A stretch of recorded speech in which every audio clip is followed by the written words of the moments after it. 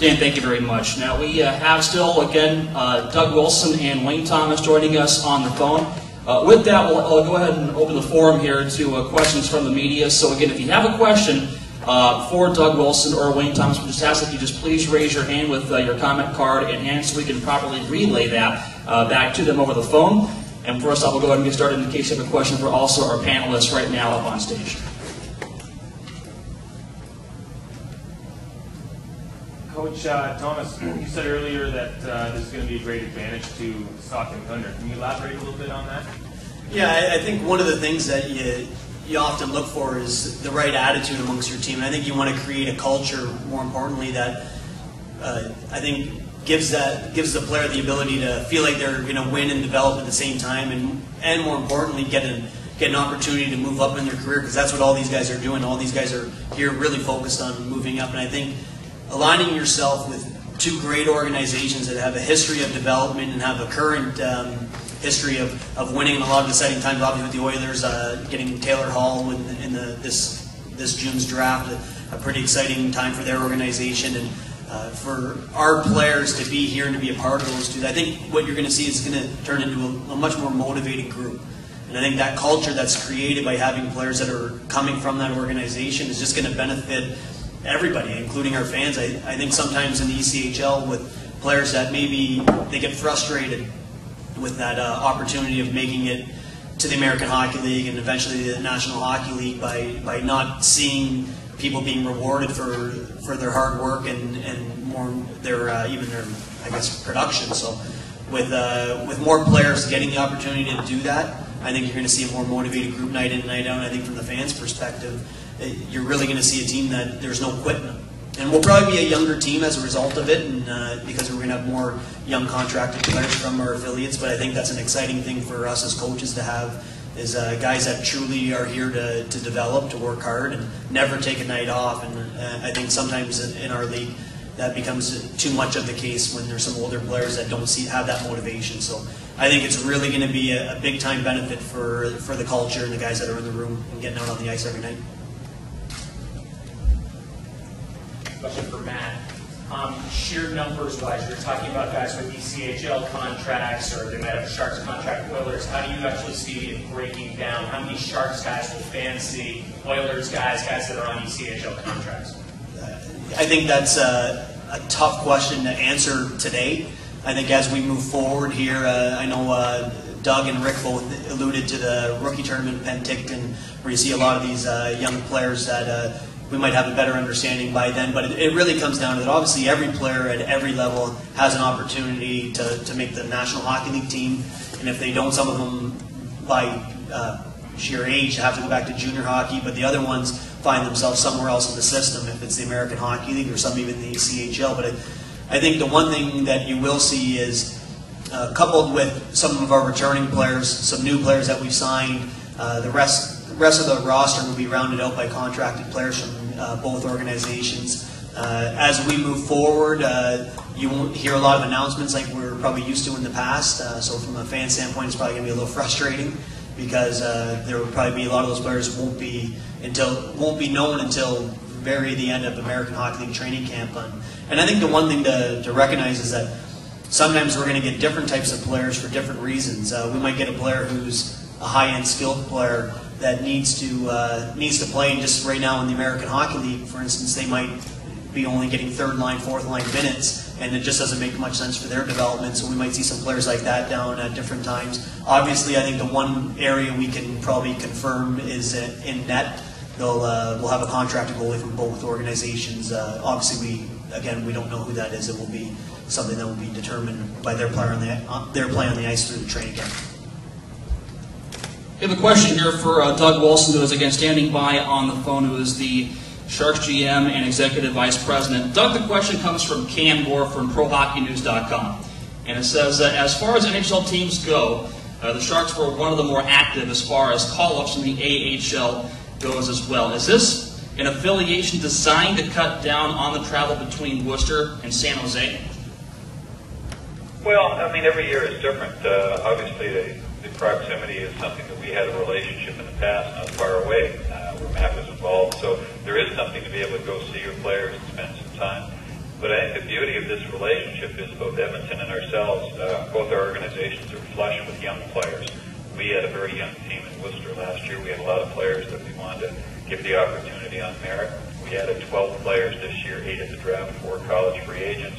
Edmonton, I think, has done a magnificent job of resetting their team with the young players they have in the pipeline. So I guess the big thing is we believe very strongly in drafting and developing players. Sometimes it takes a little longer period of time.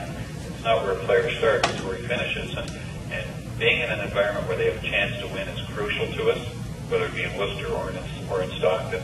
Being in an environment where you have good coaching and good development, being able to access and get in and see, whether it be goaltenders or defensemen or forwards, is crucial.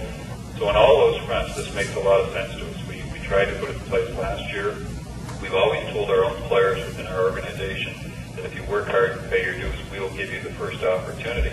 So we're never reluctant to give our own players a call up and get them here. So the geographic situation certainly allows us to do that on a more regular basis, but it also gives us the ability to have our staff to get in and work with the players and support Matt Thomas and his staff.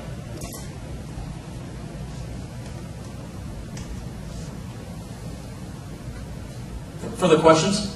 For Dan, with both of these deals being 1 year, at what point do you feel that you'll have a better indication of maybe making a longer-term commitment to one team versus the other, or both, to lock something up beyond just a season at a time? I don't see any reason why we couldn't talk about that at the conclusion of this season. I mean, I know Rick is fairly new to his position. We dealt with somebody previously in the past, and we had talked about possibly doing more than 1 year a year ago. Ended up not doing that for a variety of reasons. So, you know, I don't see why there's any reason we couldn't talk about it at the conclusion of this season, just to make sure everything works out pretty well. These guys could probably say more than I could how common or uncommon multi-year deals are with minor league teams. I know in baseball it's very prevalent. Working agreements are anywhere from 2 to 4 years. You see that all the time. In hockey, I haven't seen it as much as certainly in baseball. So I'm not sure if Rick would want to elaborate on that. But it's something that certainly we could consider. I mean, being that we've been with the Oilers now, this will be our 5th year, it would make perfect sense. If it ain't broke, don't fix it. So we'll certainly take a look at that for sure. Sure, Dan. I mean, again, I think we are receptive to look at all the different options that are available to us. And again, with this now new partnership, if you will, the triumvirate, if you will, among Stockton, San Jose, and Edmonton, we feel this is going to be we're not just in it for the short term and saying, okay, in and out, and thanks very much, and everybody goes their separate ways. We don't want that. Obviously, we've got a great relationship with the folks down here, and we, again, off the ice, even though we're competitive on the ice, obviously going after the Holy Grail Stanley Cup with the San Jose Sharks off the ice. I mean, again, this is, again, if you will, like I said, a partnership or triumvirate, which is good for everybody. So we're obviously receptive to looking and exploring a longer-term deal as well. I have another question here for Doug Wilson on the phone. This comes from our staff at StocktonThunder.com. Doug, would you consider a preseason exhibition game at Stockton Arena between Edmonton and San Jose? Well, I'm going to defer that to Wayne, but I think when you build an affiliation and relationship, you do everything you can to help the affiliated team in its own market, in our market. So Wayne can answer that, but I would have no problem with that because of for a couple of reasons, I guess. We're doing a rookie tournament involved with Edmonton, which tells you how we feel about them. You want your best young players to play against each other. We like the idea of a rivalry, which is healthy. We help each other as partners. We compete on the ice once the puck is dropped. And, you know, Ricky and I don't have to play against each other, or Steve or Wayne, so that gets resolved on the ice. But I would have no problem with that type of concept. Wayne, what are your thoughts on that? Well, it sounds exciting.